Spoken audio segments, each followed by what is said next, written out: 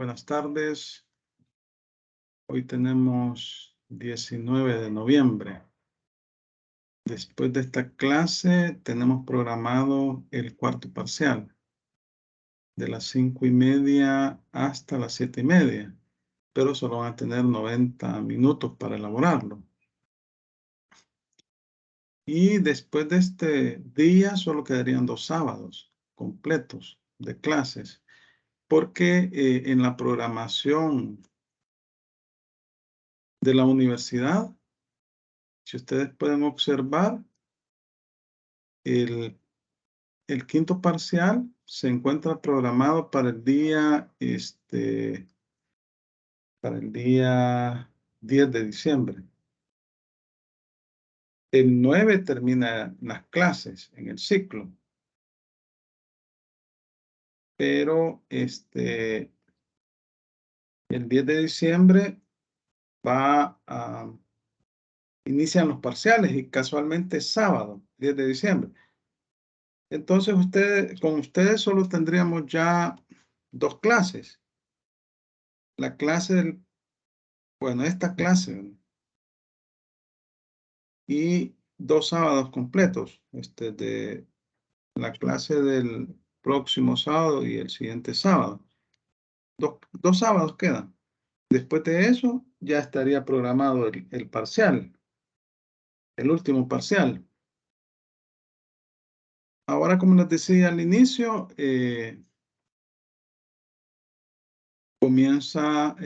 vamos a recibir en la primera hora de 5 a 5:30 la clase, y de 5:30 a 7:30 está programado el cuarto parcial. Quiero ver, vamos a tratar de terminar un poquito antes para darles un oxígeno que ustedes ahí y vamos a tratar de hacer un pequeño repaso. De hecho, el tema que vamos a ver en este momento sí entra en el parcial, en la comunidad.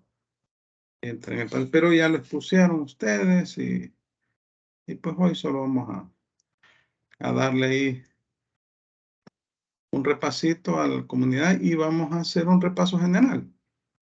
Todos los temas que fueron expuestos el sábado anterior entran en el parcial, todos. Así que hoy concluiríamos esta unidad y los próximos 2 sábados que vamos a tener clases, ya veríamos los temas que van a entrar en esas unidades.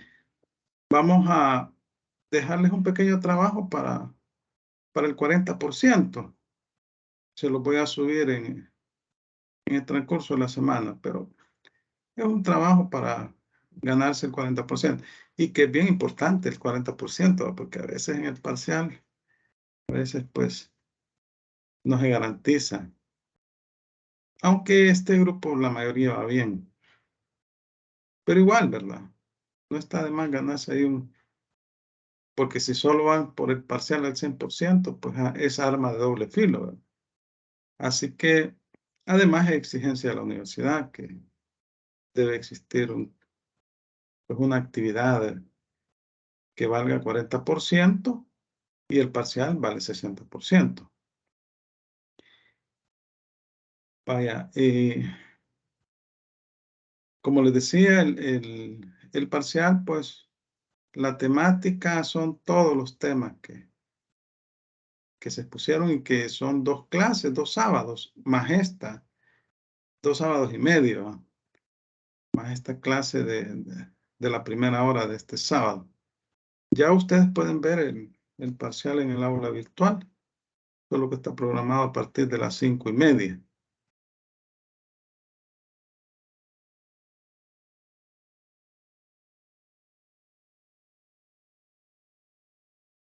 Este cuasi contrato de comunidad nos quedó pendiente, pero ustedes lo expusieron. Así que ya estaríamos concluyendo, pero este tema entra en el parcial. Los cuasi contratos que están regulados en el Código Civil, la agencia oficiosa, el pago de lo no debido y comunidad.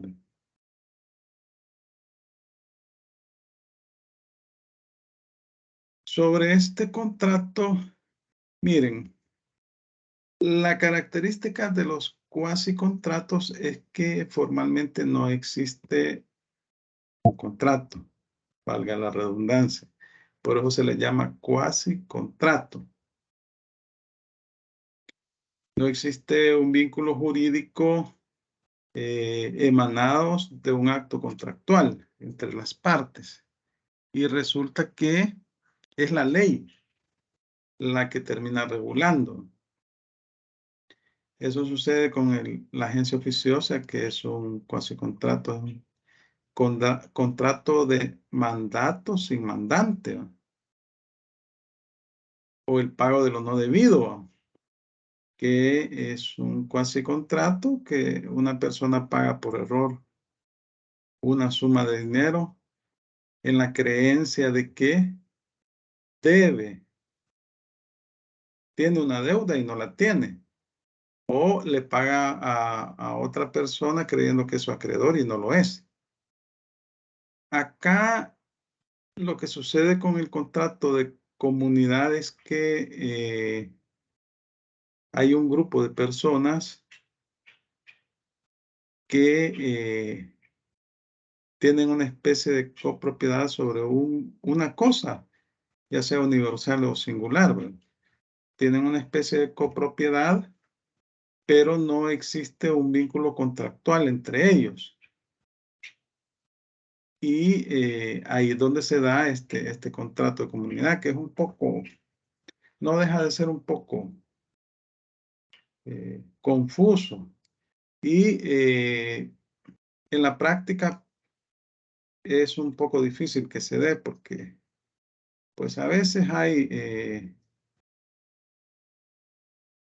personas que ocupan un terreno, ¿no?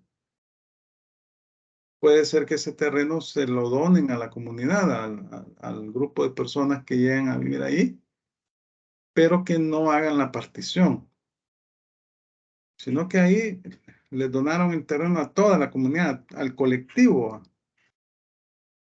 o firmaron todos ahí, pero no hay una individualización de esa propiedad a favor de alguien, sino que es de todo, ¿verdad? Entonces, ese sería una comunidad. O el caso también cuando se da una herencia, ¿verdad? Que hay varios, un legatario, por ejemplo, legados, cuando se deja una especie o cuerpo cierto a una persona o a dos o más personas, ¿no? Entonces pueden resultar que todos son dueños del bien como consecuencia del testamento, pero no los liga a otro tipo de contrato. En doctrina se considera, aquí tenemos un concepto, es la relación o el conjunto de relaciones en que aparecen como sujetos varias personas conjuntamente.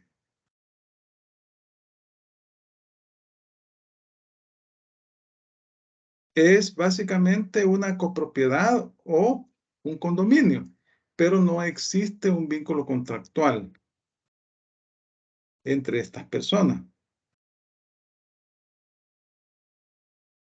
Eh, Nuestro código no la define, solo la regula, pero de la lectura del código se entiende que es una cosa universal o singular que es compartida por varias personas y que no existe un vínculo contractual celebrado entre estas, ¿no? Relativo a la propiedad de ese bien, sino que les pertenece a todos. Y por eso es que se denomina cuasicontrato, que es la característica principal de este tipo ¿cómo se llama? De cuasicontratos. Por eso se le llama cuasicontratos, porque no existe un vínculo contractual. En el artículo 2055 se define lo que, bueno, no la define, sino que solo en términos generales explica en qué consiste una comunidad. Alguien que me haga el favor de leerlo, ahí lo tienen en pantalla, por si no lo tienen en físico. Yo, licenciado. Hágame el favor. Artículo 2055. La comunidad de una cosa universal o singular entre dos o más personas sin que ninguna de ellas haya contratado sociedad o celebrado otra convención relativa a la misma cosa, es una especie de cuasicontrato. Vaya, gracias. Dice, es sobre una cosa universal o singular entre dos o más personas, pero no existe un contrato de sociedad ni cualquier otro tipo de contrato relacionado con la propiedad de ese bien.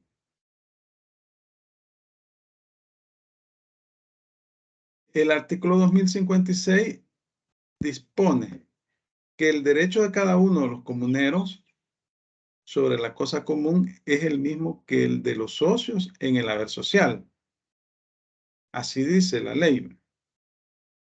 Ahora bien, cuando hablamos de socios o accionistas, vamos a ver dependiendo del tipo de sociedad. Si es una sociedad anónima, son accionistas. Si es una sociedad de personas, son socios. Estos son dueños del patrimonio de esa sociedad en la proporción que le corresponde. Porque si es una sociedad de personas, es una sociedad de cuota. Si es una sociedad anónima, es una sociedad de acciones, es decir, el capital se encuentra representado por acciones. Y entonces cada socio o accionista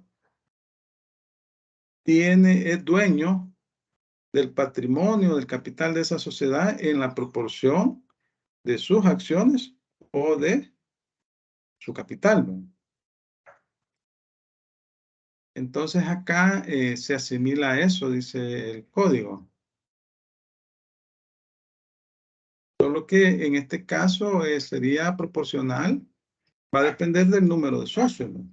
Porque en el caso de una sociedad anónima, usted va a tener parte en el capital de esa sociedad dependiendo del número de acciones y así va a tener derecho a voto. Pero aquí la proporción es igualitaria para todos, ¿no?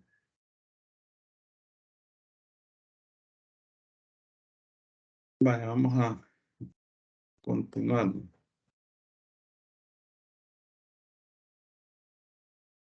Bueno, en doctrina se sostiene que no toda comunidad constituye un contrato y se habla del contrato de sociedad. Obviamente que el caso de una sociedad ya, en primer lugar, está regulado por el Código de Comercio. Es un ente jurídico resultante de un contrato solemne celebrado entre dos o más personas que estipulan poner en común bienes o industria con la finalidad de repartirse entre sí los beneficios que de ese contrato se dé. Así dice el Código de Comercio. Así define la sociedad.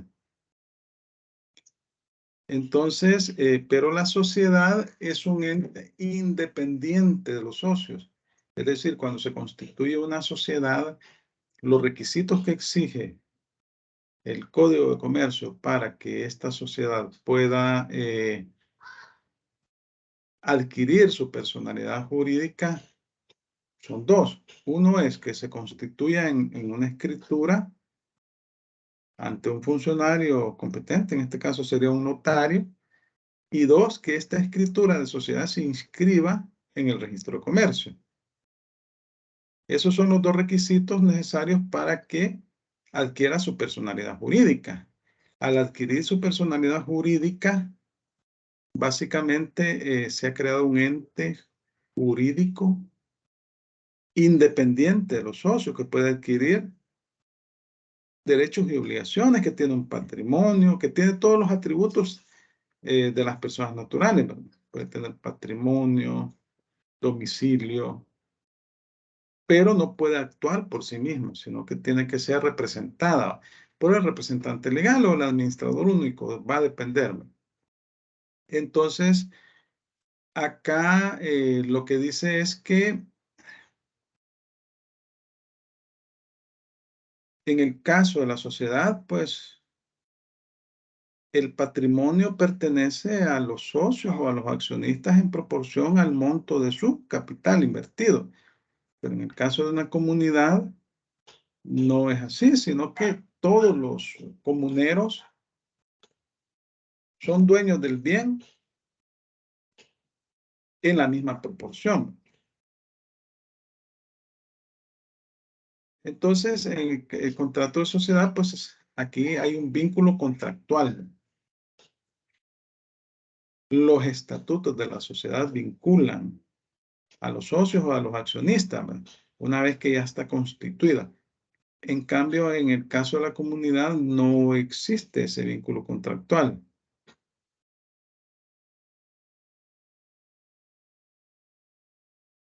Entonces, ahí es como se establece que existe una diferencia entre lo que es un colectivo como una sociedad y lo que es una comunidad. Porque como les decía al inicio, pues varias personas pueden llegar a ser dueños de un terreno, de una propiedad que pudo haber sido donada por una institución del Estado, pudo haber sido donada por un particular para que vivan ahí, para que vivan. Entonces, se lo donó a toda la comunidad. Entonces, todos son comuneros, todos tienen derecho en igual proporción.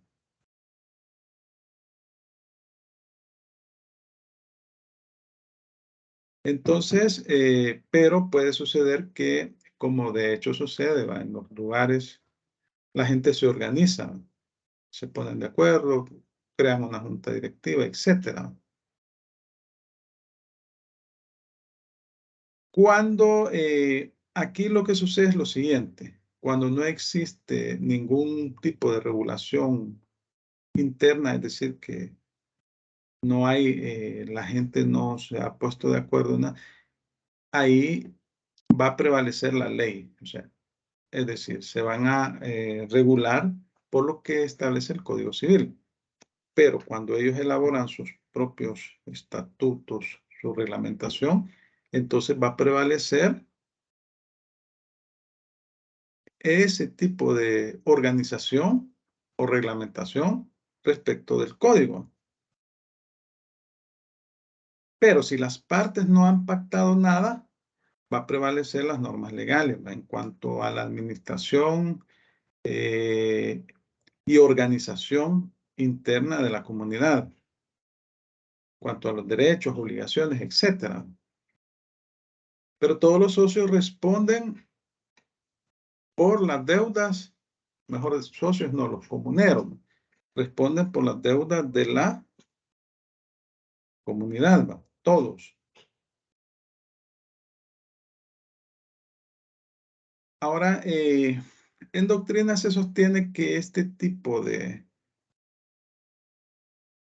cuasi contrato se puede dar tanto de forma contractual como extracontractual. Pareciera ser que se contradice, ¿verdad? Cuando dice que forma contractual o extracontractual. Entendemos que cuando hablamos de cuasi delitos no existe ningún vínculo contractual.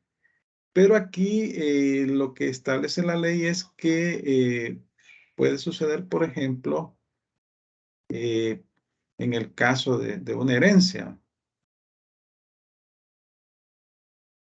Varias personas suceden o adquieren, son legatarios de una cosa, por ejemplo. Pueden ser legatarios de una cosa que es legatario. Cuando hay sucesión, sucesión significa suceder a una persona en sus derechos y obligaciones, en su patrimonio. Cuando fallece la persona que abre la sucesión, esta persona es el causante. Sus bienes quedan en el limbo, no tienen dueño por el momento. Entonces, los herederos suceden representan o reemplazan a esta persona en sus derechos y obligaciones. Por ejemplo, en el caso de las deudas, se entiende que como que ellos las han adquirido. O sea, son la continuidad del causante. Y entonces tenemos dos tipos de sucesiones que se regulan en la ley. No, la sucesión es una sola, pero hay dos tipos de formas de adquirir una herencia. A título universal son los herederos universales y a título singular, estos son los legatarios. Son aquellos que en el testamento se les deja un bien determinado en forma determinada. Por ejemplo, a alguien le puede dejar el testador una casa. En cambio, el heredero universal recibe el conjunto de bienes del sucesor, del causante, y el legatario recibe una cosa en específico.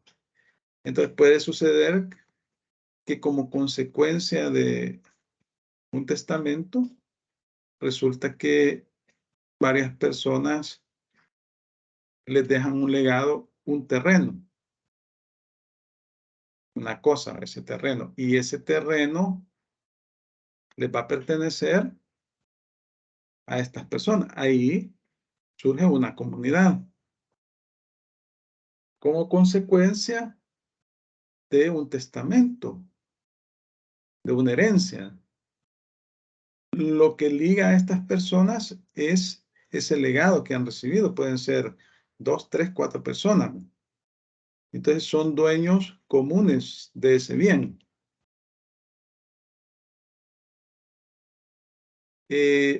También puede suceder que varias personas adquieren un bien determinado, como el caso de que les decía, que les donan un terreno para que vivan, una institución pública o un particular.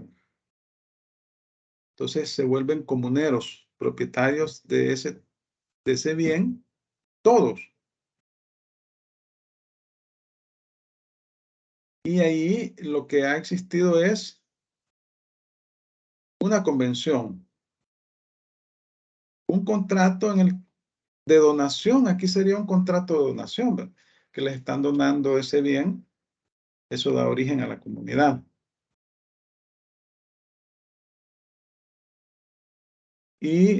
Pero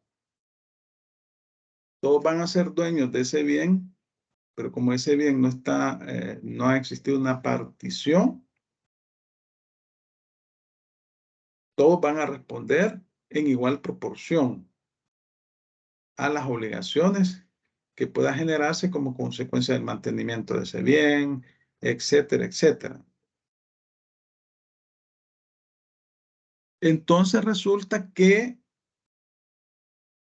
como acá no existe ninguna convención, no existe ningún contrato entre la comunidad, eso significa que la comunidad en realidad no es una persona jurídica. ¿Cuál es la característica de las personas jurídicas? ¿O qué se requiere para ser una persona jurídica? Les consulto a ustedes. Licenciado, Ujú. digamos lo que, bueno, primero le iba a hacer una consulta, ¿verdad? Pero, bueno, respondiendo a su pregunta, en este caso, pues deben digamos, de tener bueno, tiene que estar respaldado en este caso, pues la sociedad debe estar registrada como tal, debe haber un contrato en donde se estipulen sus obligaciones y derechos de cada una de las partes que van a figurar lo que es la persona jurídica. Y en este caso, licenciado, debiendo un poco, ¿verdad?, del contenido, le quería, digamos, como preguntar, ¿verdad? Si en este caso, digamos, tal como lo describe, ¿verdad? Suponiendo de que, por ejemplo, en una colonia pequeña, alrededor de 10 personas han sido heredadas de un terreno que está en esa localidad, suponiendo. Sin embargo, pues en el momento, pues o en la herencia se describe de que cada uno de estos va a ser un heredero de la parte. Sin embargo, como no hay, digamos, lo que entendí, ¿verdad? Como no hay, digamos, una medición asignada a cada una de las personas, se entiende y se interpreta de que todos pasan a ser propietarios de dicho inmueble. Solamente, Eh, licenciado. sí, aquí estamos hablando de eso, sería un legado, que le heredan a un grupo de personas un bien inmueble para que lo habiten. Pues todos son propietarios de ese bien como consecuencia de la herencia, como consecuencia de la herencia. Ahora bien, lo que tienen que hacer estas personas para salir de la comunidad, ¿verdad? Es individualizar cada quien, hacer la partición de la porción. Por eso se tienen que poner de acuerdo. La porción que están habitando deben de legalizarla, debe haber una partición del inmueble para que cada uno le toque la parte que le corresponde y ahí finaliza la comunidad. Mientras eso no sucede, se encuentran en el cuasi contrato de comunidad. En ese caso. Vaya, pero yo les preguntaba, ¿cuál sería la partida de nacimiento de una sociedad?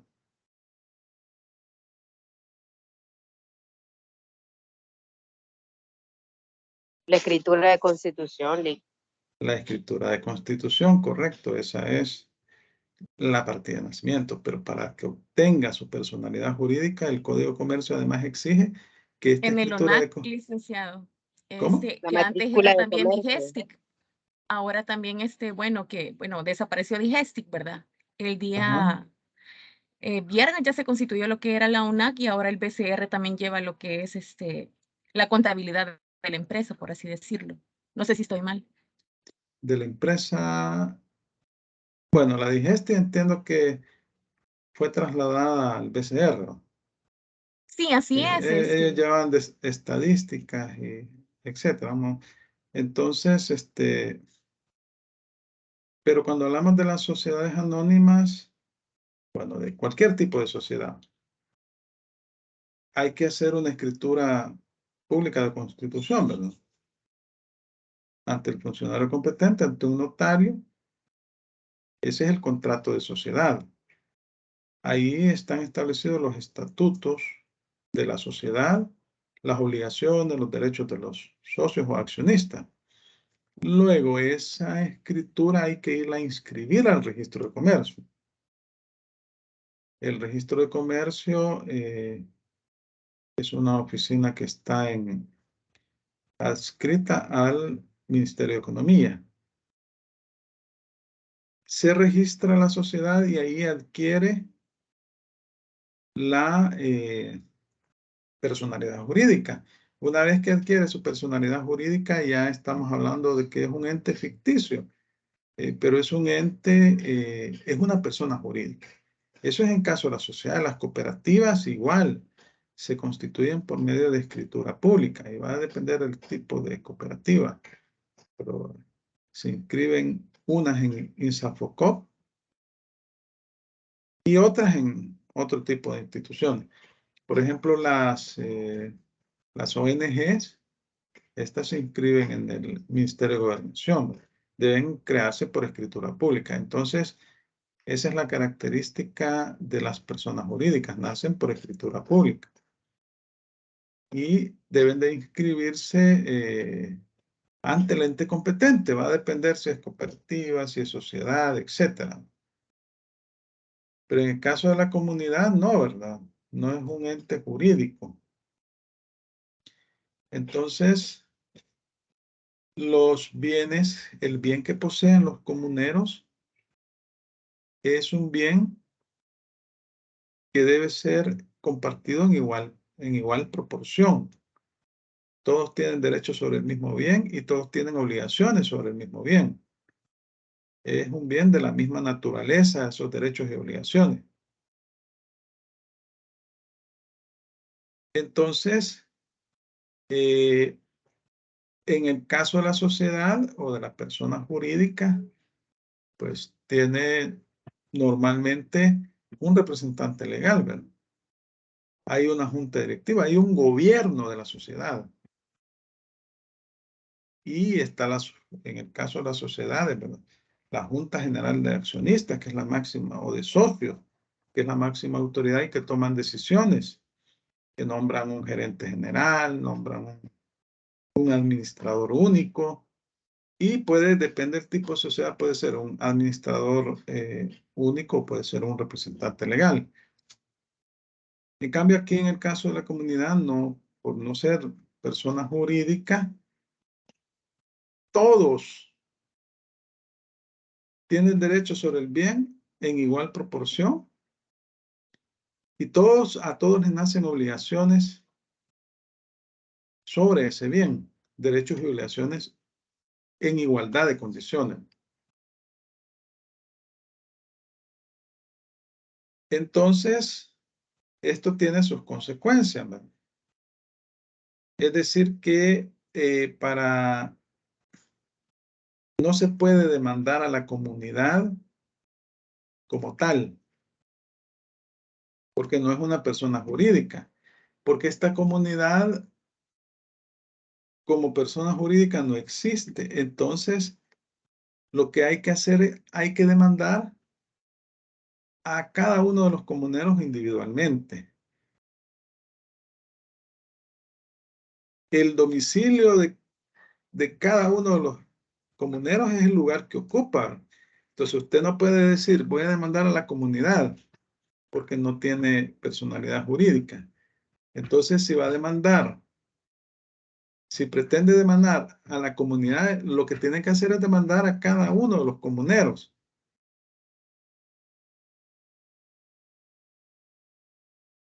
Porque si demanda a uno, este va a responder solo por la parte que le corresponde. Entonces, si son 30 personas, tiene que demandarlos a los 30. Y como no es persona jurídica la comunidad, no goza de los atributos que tienen las personas jurídicas, ¿verdad? Que son los atributos que también tenemos las personas naturales, domicilio, patrimonio, etc. Entonces aquí el tratamiento que debe de dársele a la comunidad básicamente es un tratamiento individualizado, no verla como comunidad, sino que se va a demandar a cada uno de los comuneros y por la parte proporcional que le corresponde. O sea, eso que son un montón de demandas. Aquí, en el caso que yo les estoy platicando o ejemplificando, serían 30 comuneros, ¿verdad?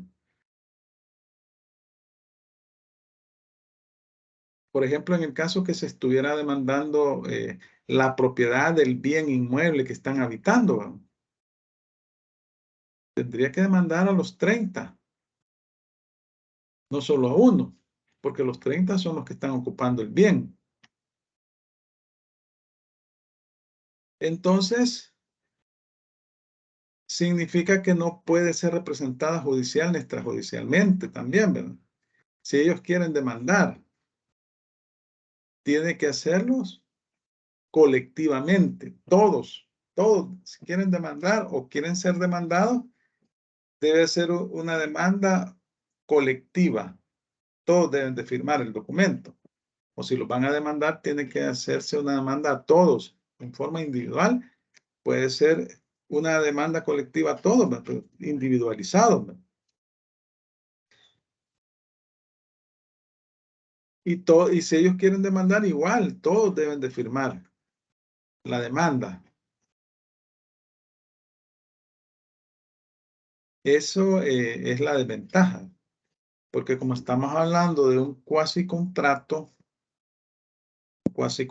en el cual pues todos tienen parte en igual proporción sobre el bien, es decir que no se encuentra individualizado ese bien, y eso implica que todos tienen derecho sobre todo el bien.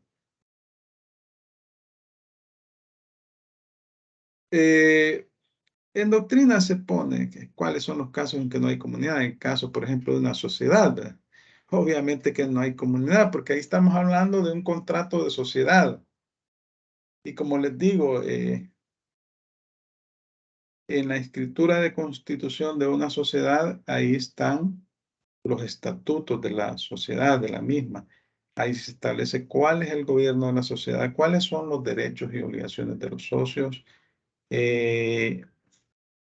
Se lleva un libro de registro de accionistas en donde se lleva un detalle de los socios y del valor que tienen en concepto de acciones, ¿no? Deben de detallarse cuáles son las acciones, si es una sociedad anónima, si es una sociedad de personas, pues ahí estamos hablando de sociedades de cuota, ahí va a depender del tipo de capital que tengan invertido en la sociedad.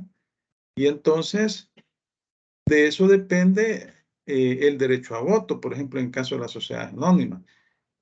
Se va a tener derecho a voto dependiendo del número de acciones que se tengan. Mientras más acciones tenga, va a tener más votos, ¿no? Y entonces, obviamente que las sociedades son entes ficticios que se crean por escritura, por un contrato de sociedad que se registra en el ente competente, en la institución gubernamental competente, registro de comercio en el caso de las sociedades anónimas, y las personas que concurren a celebrar el contrato de sociedad, estas personas adquieren derechos y obligaciones. Y la sociedad es un ente independiente de los socios. La sociedad puede demandar a los socios y exigirles el pago de el capital que se encuentra pendiente de pago. Porque cuando se suscriben acciones, quiero ver aquí para que... Bueno, están preguntando a qué hora va a ser el parcial. Y ya les dije que el parcial va a ser de 5:30 a 7:30 está programado. Y pero solo van a tener 90 minutos para resolverlo. Bueno, vamos a continuar acá. Entonces, en este caso, no existe comunidad, obviamente. No hay comunidad en esos casos. Tampoco cuando dos o más personas tienen la copropiedad de un bien en forma bien específica. Ahí, pues, puede ser que en partes iguales, ¿verdad? Uno tiene si son 4 personas, cada uno tiene el 25% sobre ese bien. Si son 2, cada uno tiene el 50% sobre ese bien. Y así, ¿verdad? No deja de ser un poco confuso, porque en doctrina y el código así lo regula, pero entenderíamos que el caso se daría, el caso de comunidad cuando son más de 2 personas, o sea, cuando hay una comunidad, un grupo de personas que son dueños de un bien, de una cosa, de manera colectiva. De manera colectiva. Y que no se ha individualizado todavía. Aquí lo que sucede es que no hay una individualización del derecho de propiedad. En cambio, cuando hay, en caso de una copropiedad que 2 o 3 personas adquieren un bien, si ya está individualizado el 50% para cada uno, ahí no hay problema. Pero si son varias personas, entonces, y cada una ocupa una porción de ese terreno, sin existir una partición ni nada, entonces ahí hablamos de comunidad.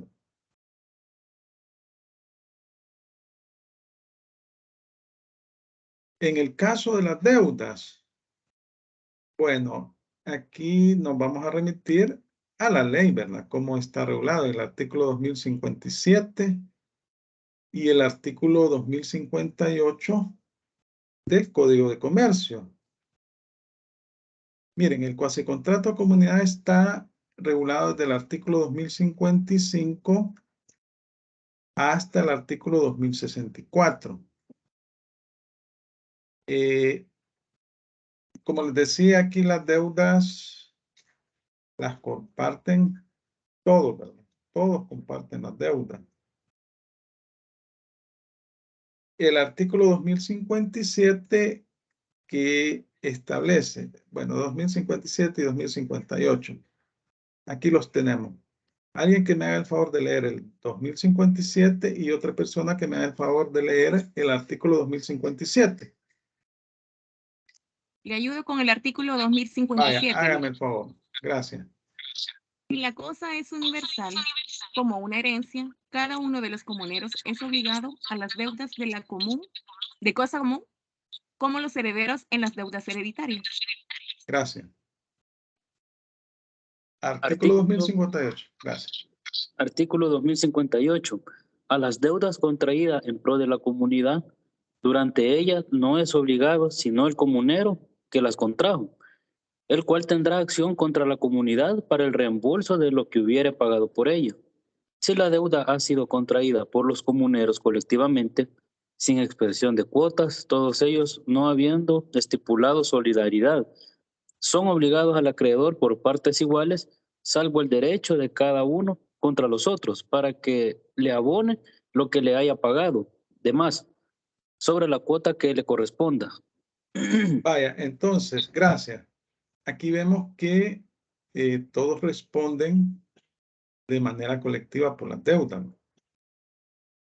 Obviamente que si un comunero paga el monto total de la deuda, le asiste el derecho de repetición, es decir, lo que se llama la subrogación. Que es aquel derecho que tiene de demandar a los demás para que le restituyan lo que él pagó por ellos, es decir, por deuda ajena. Entonces, sin perjuicio de eso. Pero todos responden por las deudas de la comunidad en la parte proporcional que les corresponde.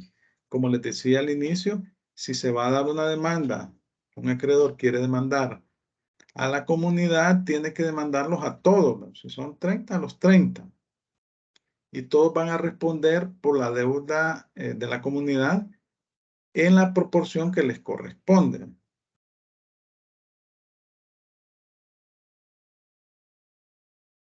Luego, en el artículo 2063, se establecen las causales por las cuales termina la comunidad.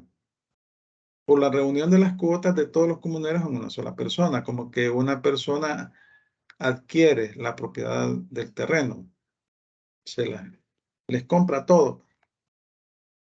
Por la destrucción de la cosa común. Puede darse también el caso de la destrucción si es un bien mueble. Por la división del haber común. Aquí cuando se hace la partición, ¿verdad? Cada quien pues obtiene la parte donde está ocupando. En el artículo 2064 se dispone que la división de las cosas comunes y las obligaciones y derechos que de ellas resulten se sujetarán a las mismas reglas que en la partición de la herencia. O sea, cuando se hace la partición no es más que la repartición de la cuota que le corresponde a cada quien, ¿verdad? En el caso de la herencia, de acuerdo a las indicaciones que ha dejado el testador, ¿verdad? Son partes iguales, ¿verdad? En el caso cuando se hereda, no solo se heredan los bienes, también se heredan las obligaciones. No solo los bienes y derechos, sino que las obligaciones. Y entonces se debe responder también por el pago de las obligaciones de ese patrimonio, el patrimonio que dejó el causante. Salvo que aceptado la herencia con beneficio de inventario. Eso significa que cuando hay beneficio de inventario, el heredero se va a obligar por las deudas que tenga el causante hasta el monto de la herencia que ha recibido. Hasta ahí se compromete cuando es con beneficio de inventario. Entonces, acá en estos casos termina la comunidad. Vaya, miren, aquí está este otro temita que se llama delitos y cuasidelitos. Este lo vamos a ver en la próxima clase porque resulta que no, para separar, ¿verdad? Separar bien. Este tema ya sería para el quinto parcial. Ahora lo que vamos a hacer es un pequeño repaso. Vamos a repasar vamos a hacer un repaso para los temas, de los temas que van a entrar en el parcial, ¿verdad? Vaya, vamos a ver. Vamos a ver si es verdad que han estudiado. Vaya, ¿a qué hora será el parcial? Ya les dije que de las 5:30 en adelante. Hablemos de la fianza. ¿Qué es la fianza?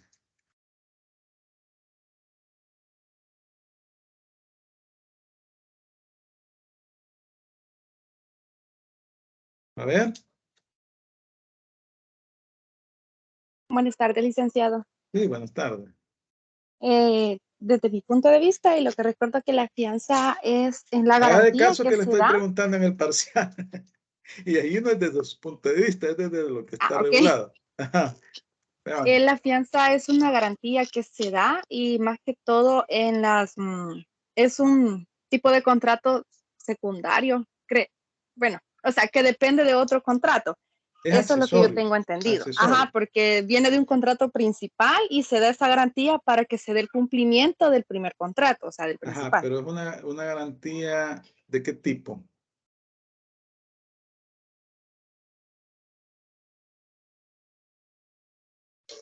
Ya no recuerdo, ahí paso yo. Es una garantía personal. Vaya, vamos a ver, siguiendo con la fianza. ¿Qué es el beneficio de exclusión?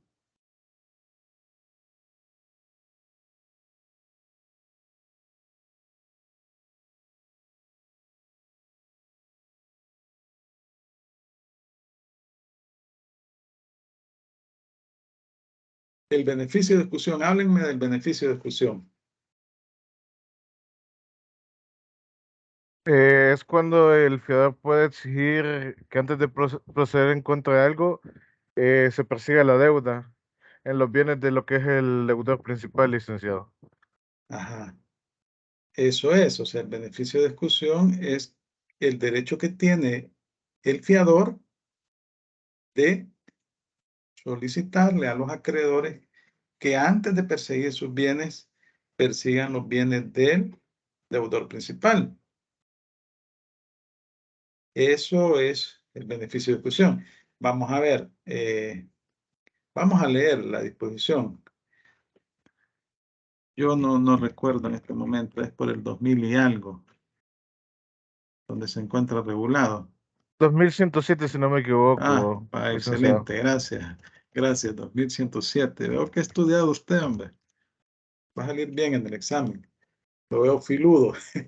No es, vamos a ver. No es el 2107. 2107.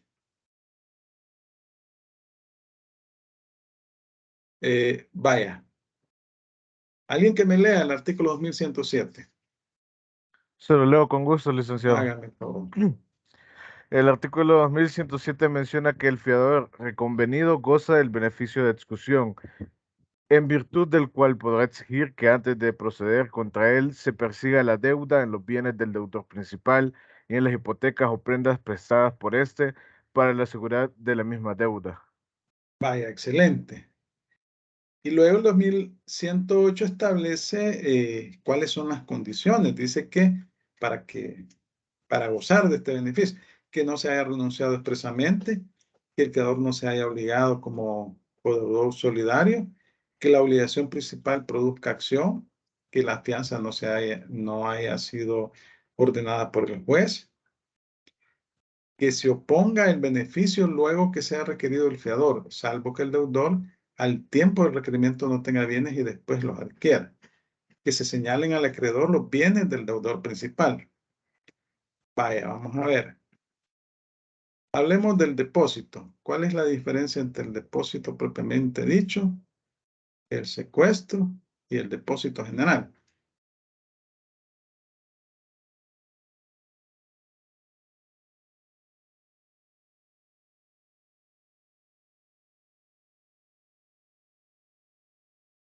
Me pueden comenzar diciendo qué es el depósito propiamente dicho, qué es el secuestro. Licenciado, Ajá. creo que en el secuestro ya hay como una orden, ya hay un procedimiento judicial, me parece que esa es una de las diferencias que tiene respecto al depósito. Ajá. ¿Cómo es Y eso que del procedimiento judicial?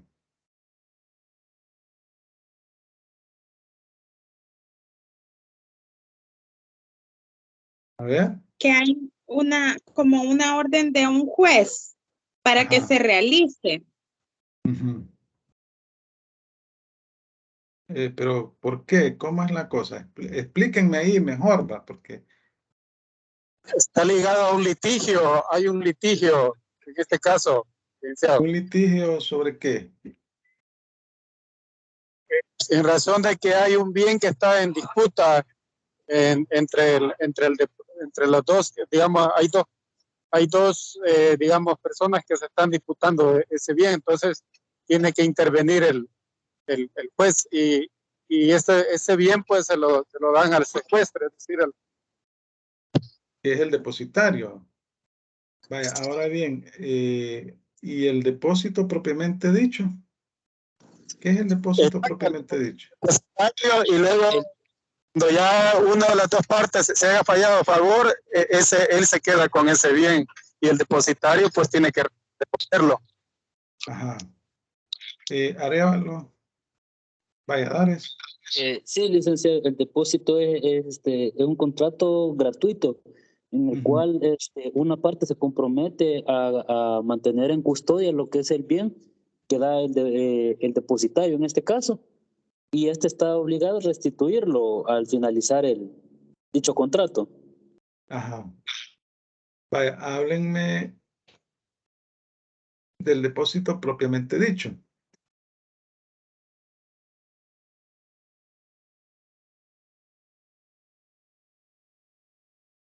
No han estudiado, no puedo creerlo.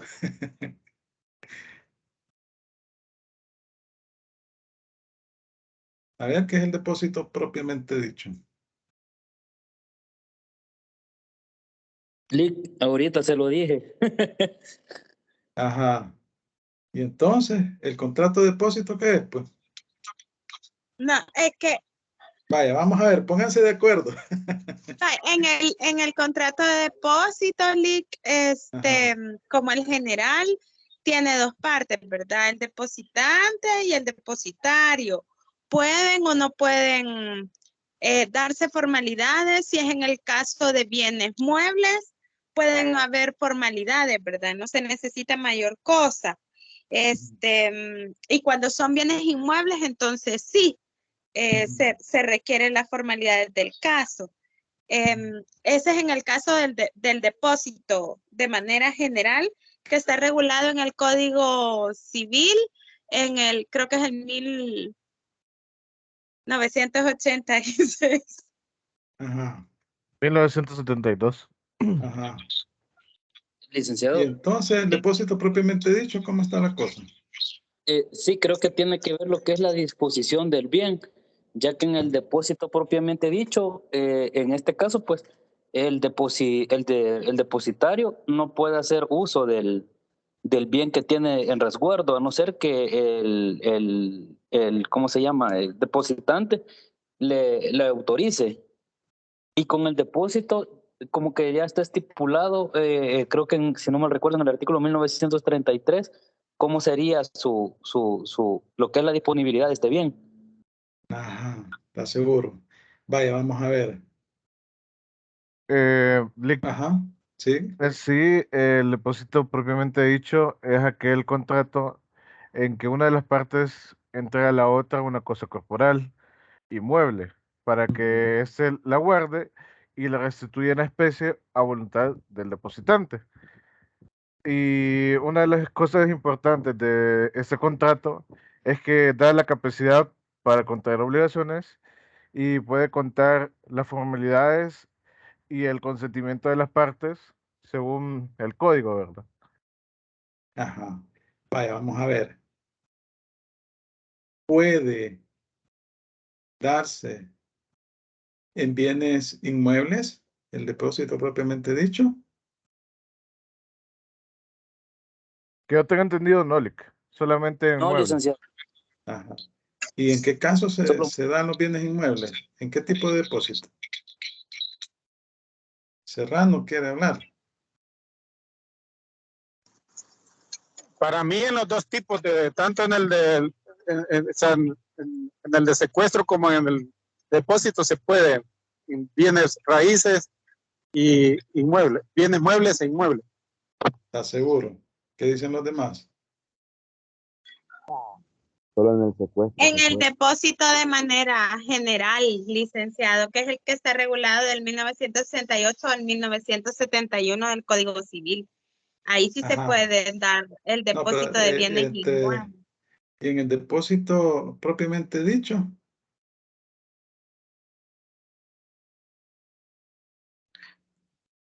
No, licenciado. No, ¿verdad? Solo es en el secuestro. ¿Va? Solo Sí, muebles. Lick. Solo en el secuestro. ¿Va? Eso lo deben de tener claro. Vaya. Hablemos de la hipoteca. Vamos a ver, en términos generales, dígame qué es la hipoteca. Es ¿Y un cuál contrato sería? Ajá, accesorio. vaya. Es un contrato accesorio en el cual se garantiza una remuneración financiera y consta de una garantía lo que es un bien inmueble en este caso, ya que en caso de, digamos, de un impago, pues automáticamente el acreedor pues pasará a apropiarse de lo que es el bien inmueble. Ajá. ¿Puedo dar en hipoteca bienes muebles? Claro que sí. Ajá. Bienes inmuebles, perdón. No, bienes muebles, pregunto. ¿Se pueden dar en hipoteca? No, licenciado. No. No, vaya. Y cuando yo tengo una deuda y entrego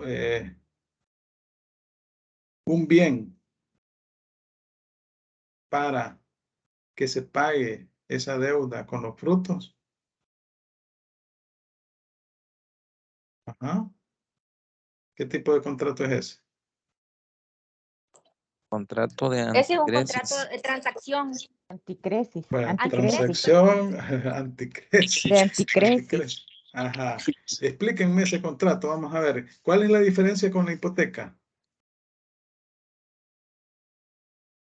Que en este caso, licenciado, la anticresis solo pasa, digamos, se adopta lo que es en este caso, ¿verdad? El bien inmueble y la persona, en este caso el acreedor, pasa a obtener, digamos, lo que son las ganancias o los frutos, ¿verdad? De este bien inmueble, pasa él a adoptarlo hasta que se salda la deuda. Y con la hipoteca, pues el acreedor automáticamente pasa a apropiarse de lo que es el bien inmueble. Y en el caso de la anticresis, el bien inmueble ¿cómo se dice? Se extingue la deuda, ¿verdad? El momento que ha sido pagada con los frutos, ¿verdad? Que ha producido esta. En Y con propiedad de, va, la pregunta, ¿en propiedad de quién? ¿En propiedad de quién permanece el bien hipotecado? el deudor. Del deudor. Sí. Y el bien dado en anticrisis, ¿en propiedad de quién permanece?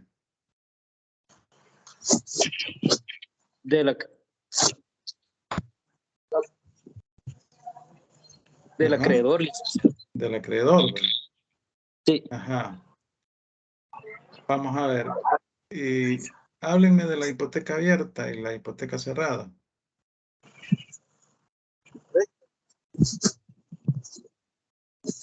A Serrano Rivera no se le escucha.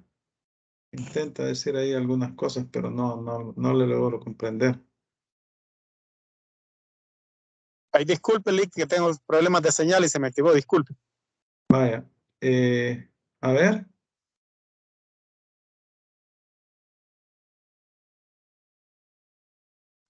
Fue accidental que se me activó el micrófono, discúlpele. Va, sí, no se preocupe. Estábamos hablando de hipoteca abierta y hipoteca cerrada.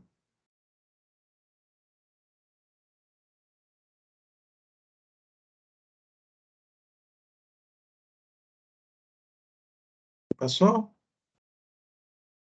¿Qué grupo expuso lo de la hipoteca? No me acuerdo en este momento.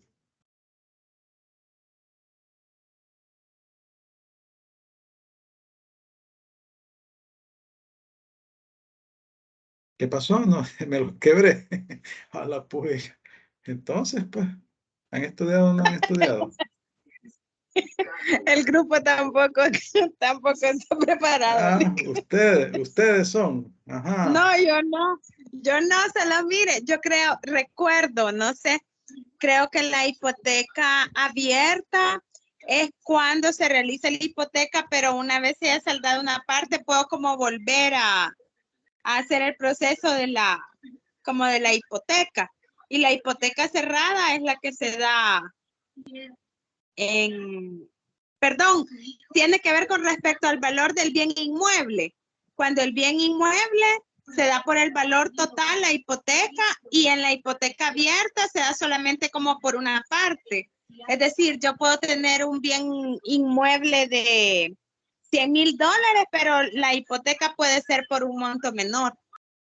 Ajá. ¿Qué dicen los demás? Por lo menos lo intento, Lick. No, pero no está, es decir, su punto de vista no es, está en lo correcto, pero le falta ahí un poquito de más, ¿verdad? A ver.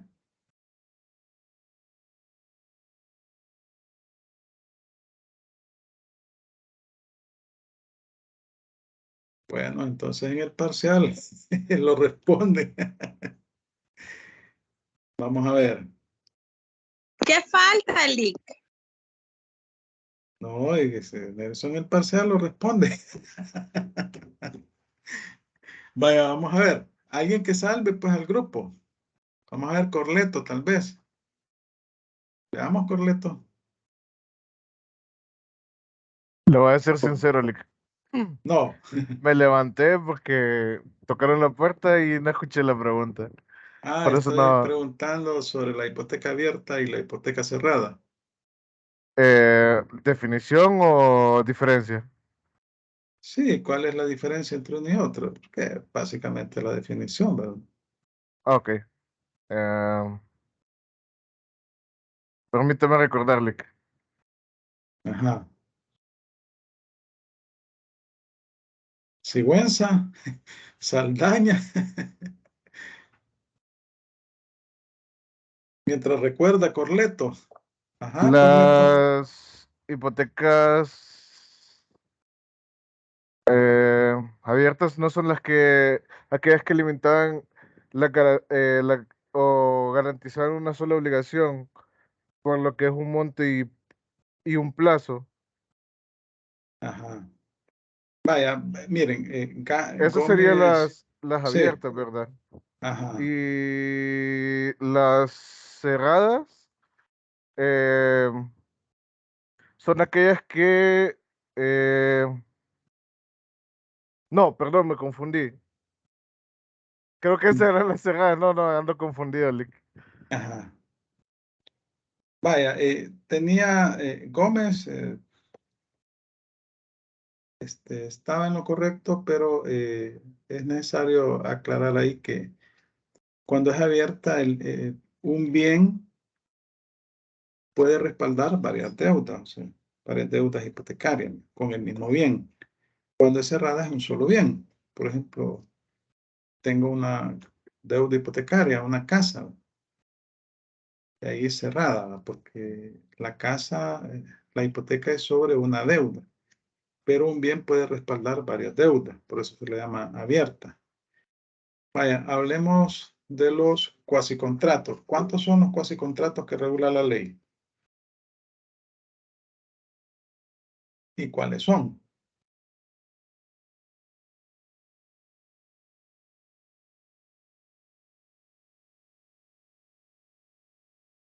¿Y qué es un cuasicontrato?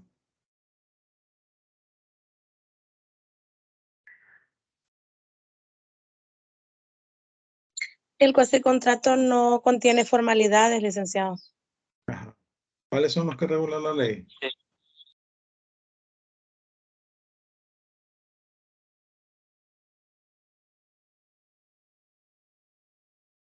A ver. Quiero ver cuánta audiencia tengo. Uno es la agencia 29. oficiosa, el de Ajá. Agencia oficiosa. A ver. ¿Cuál es el otro? El pago pago de lo de lo no no de- debido. Pago y de lo no la debido comunidad. y la comunidad. Vaya, explíquenme brevemente qué es la agencia oficiosa. La agencia oficiosa son la gestión de negocios en un contrato por lo cual se administra sin un mandato en los negocios de alguna persona, ¿verdad? Y se obliga para con esta y la obliga en ciertos casos. Ajá. ¿Y el pago de lo no debido? ¿En qué caso se da el pago de lo no debido?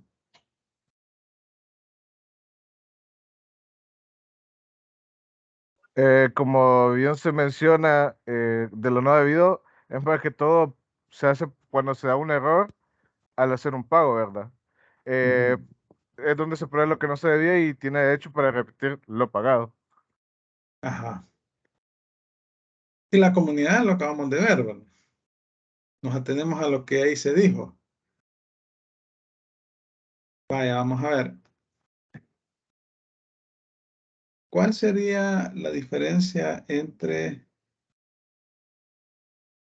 una hipoteca y una fianza?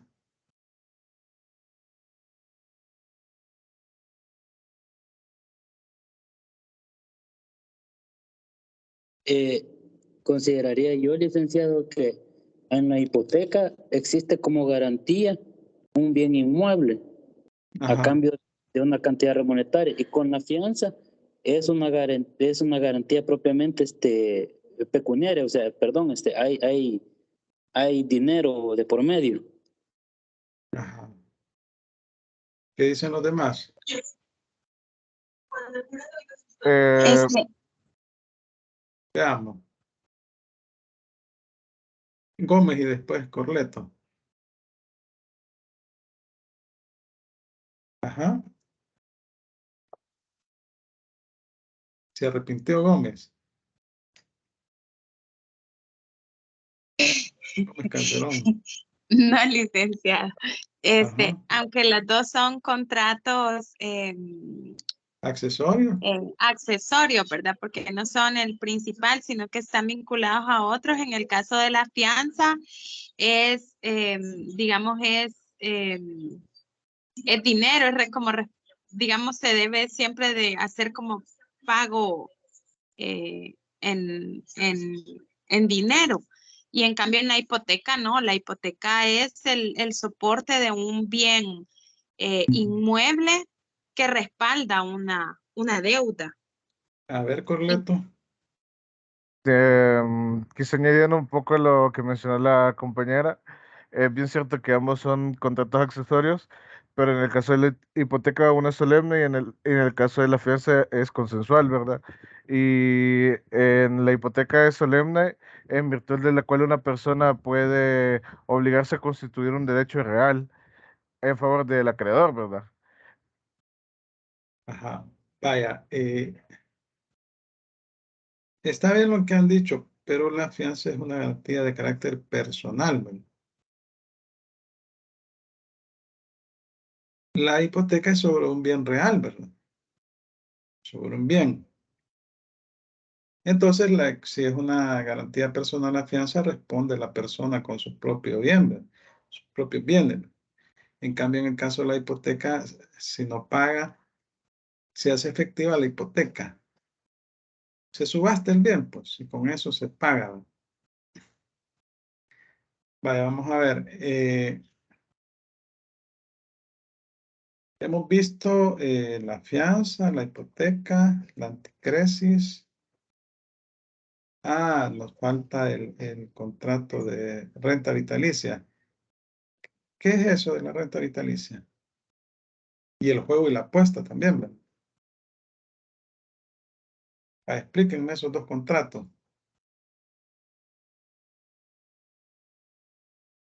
¿Qué es la renta vitalicia? Cuando una de las, el contrato de renta vitalicia es cuando se paga a, digamos, una persona se obliga con otra a hacer pagos mensuales y el otro, una vez se cumplan las condiciones pactadas, está obligado a pagarle como una cuota hasta que fallezca. Y uno de los ejemplos que creo recordar es esto de las AFP. Ajá. Digamos, una figura que se le puede como asimilar, pero también puede pasar en las aseguradoras, ¿verdad? ¿Qué dicen los demás? Yo estoy de acuerdo, agregando quizá mi definición, que es prácticamente aquel contrato aleatorio en el que una persona se obliga a título oneroso a pagar a otra, ya sea con una renta o una pensión periódica, durante la vida de cualquiera, de las dos personas o de un tercero. Vaya. Arevalo tiene encendido el micrófono. ¿Quiere opinar? Sí, en efecto, está de acuerdo con la compañera, eso es verdad, es el pago de una o diferentes cuotas, ¿verdad? De una persona hacia otra. Eso, licenciado. Se me fue. El juego y la apuesta. Vamos a ver aquí a Rivera Mata, Alexandra. En la foto la veo que está bien atenta. Vamos a ver, Rivera Mata. ¿Qué me dice el juego y la apuesta? Hola, buenas noches, licenciado. Rivera Mata, Perdón. Alexandra, creo. Sí, Ajá. licenciado. Fíjese que no es, la verdad, No ha estudiado. sinceramente. A ver qué dice Madrid. Madrid es apellido, Madrid. Sí, va. Madrid de Barrientos, Madrid, sí. La capital de España. A ver, Madrid, ¿qué me dice? Juego y la apuesta. Son contratos aleatorios porque hay un Ajá. cierto grado de incertidumbre en si se llegan a realizar o no. Ajá. Un ejemplo que me pongan del juego y la apuesta. A ver, Sigüenza, vamos a ver, Sigüenza. Sigüenza Saldaña. Ordene. Ordene. Dígale, perdón. Un ejemplo del juego y la apuesta. Un ejemplo del juego y la apuesta sería por lo menos en los casinos, ¿verdad? Cuando a veces bueno, los jugadores se emocionan y pues pueden apostar a veces hasta su vehículo, a veces incluso llegan a apostar lo que es viviendas, ¿verdad? Las personas que son ludópatas, pues eso. Ajá, sí. También quedaría como ejemplo de eso las casas de apuestas deportivas, ¿verdad? Ajá. Casas de apuestas, ¿no? ¿Y estos contratos son onerosos o son gratuitos?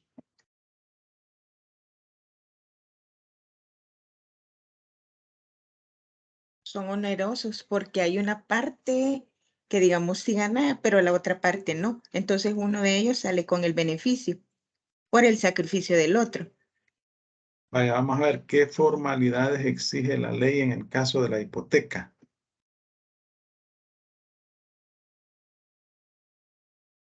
Por ejemplo, Morales, quiero ver cómo se llama, Morales, no se ve. Quiero ver, permítame, quiero ver. No. Como no, Morales, José Luis. ¿Qué requisitos exige la ley en el caso de la hipoteca? Las formalidades que exige el código en el caso de la hipoteca.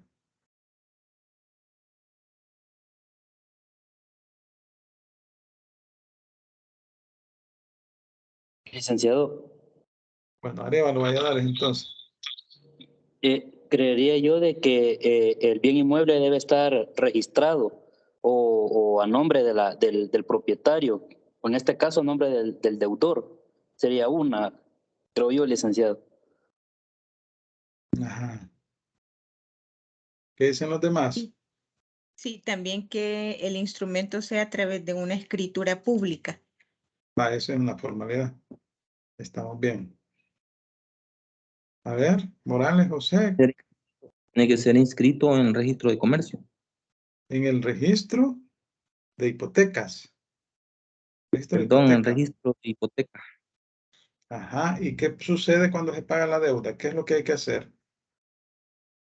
Hay que hacer una cancelación. O sea, al La cancelar la cancelación. deuda, Ujú. Se hay que hace la hacer una cancelación de hipoteca. la deuda. Ajá. Vamos a ver, ¿se nos ha quedado algún contrato? Hemos hablado de la fianza, hemos hablado de la anticrisis, hemos hablado de la hipoteca, del juego de la apuesta, hemos hablado de renta vitalicia, los cuasicontratos. Ah, el autocontrato. ¿Qué es el autocontrato?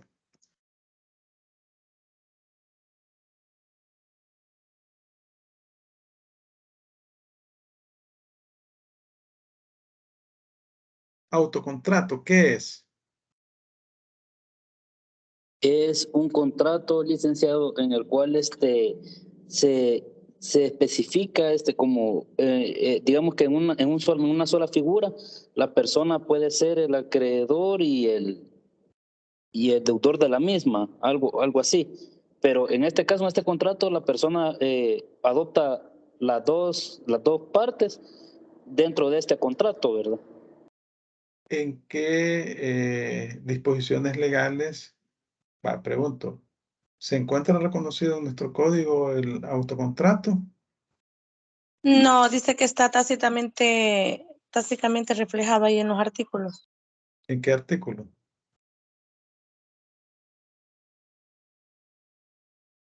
Un ejemplo concreto en donde se dé un autocontrato.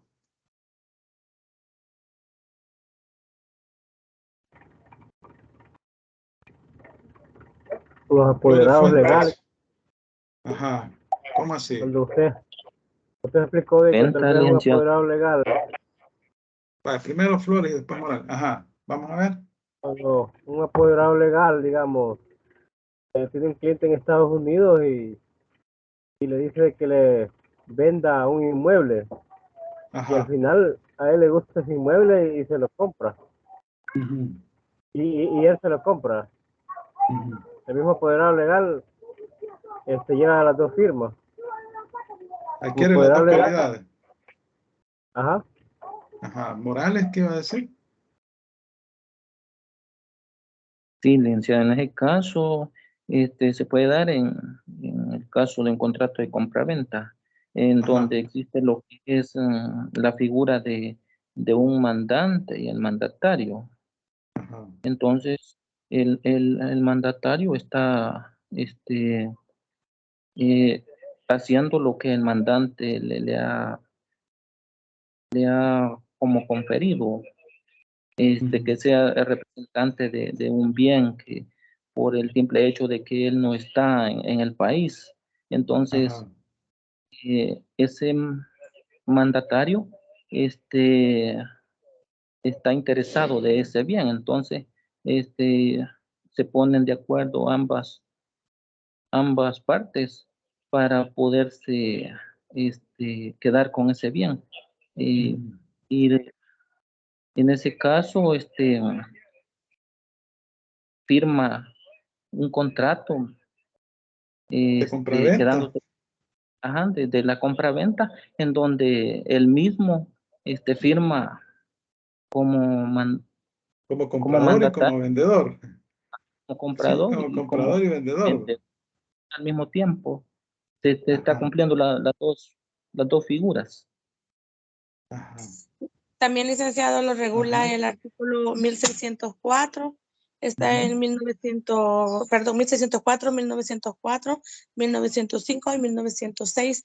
Ahí está, no está como reconocido con el nombre de autocontrato específicamente, sino que solamente tiene los artículos que regulan prácticamente ese procedimiento. Vaya. Ahora el último. Háblenme de comunidad brevemente. ¿Qué es eso de comunidad?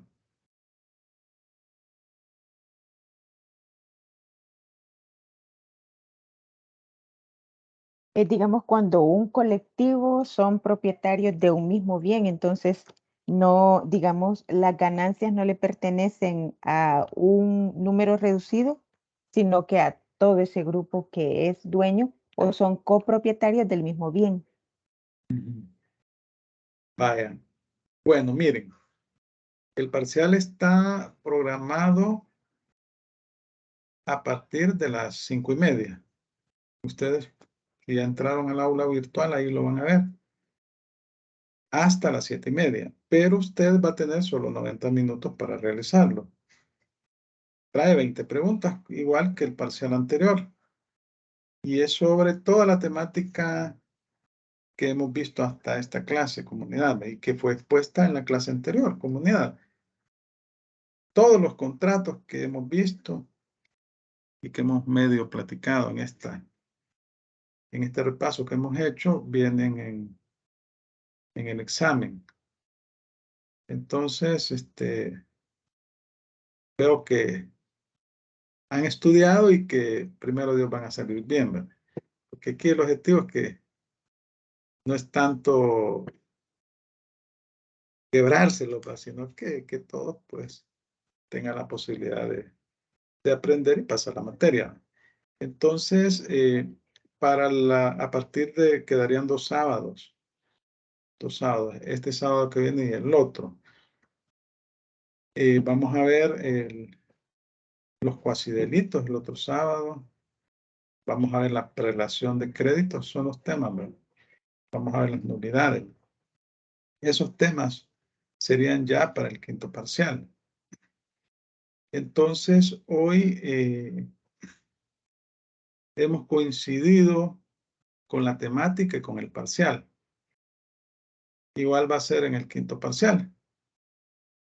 Las clases, el examen de ustedes está programado para el 10 de diciembre. Las clases terminan el 9 de diciembre. Y el 10 de diciembre casualmente es sábado. Entonces ustedes comienzan el parcial sábado. Y ya no va a haber clase porque las clases terminan el 9 de diciembre. Ya no va a haber clase previamente. Solo que me gustaría consultarles si está bien que les deje ya, porque ya va a ser el parcial de 5:30 a 7:30, o lo quieren de 4 a... De 4 sería de 4 a 6. Sería bueno que me Sí, dijeran sería bueno. a qué horas lo quieren, de 4 a 6 o de 5:30 a 7:30. A las 4, ya para salir de eso. De 4 a 6, entonces. Vaya, entonces los voy a... Oigan bien, solo 2 personas han opinado, pero los demás no dicen nada. Entendería que están de acuerdo. Entonces, Está bien de Licenciado, 4 a 6. de mi Ajá. parte, Sí, está bien a de las acuerdo. 4, licenciada. Vaya, entonces el último parcial, ¿va? Porque como ya no va a haber clase, se lo voy a dejar entonces de 4 de la tarde a 6. Pero acuérdense que solo 90 minutos tienen. Igual hoy es de 5:30 a 7:30, 2 horas, pero solo tienen 90 minutos. Gracias, Bueno, bueno, entonces nos vemos el próximo sábado ya con temas para el quinto parcial. Les deseo suerte en este parcial que van a tener ya dentro de poquito. Y les voy a dejar una tarea para el 40%. algo sencillo va a ser para que, para la quinta unidad. Entonces, suerte. Sigan pasando un feliz fin de semana. Por lo menos un domingo tranquilo. ¿Ah? Qué malo, Lick. Y nos vemos el próximo sábado. Muchas gracias, Lick. Vaya, Gracias, entonces, licenciado. gracias a todos. Pasen Feliz fin de semana. feliz fin de semana y suerte. ¿Va? Que todo les salga bien. Gracias, Lick. Bendiciones igual. Gracias. Gracias, Lick. Bendiciones. Bueno, gracias igual.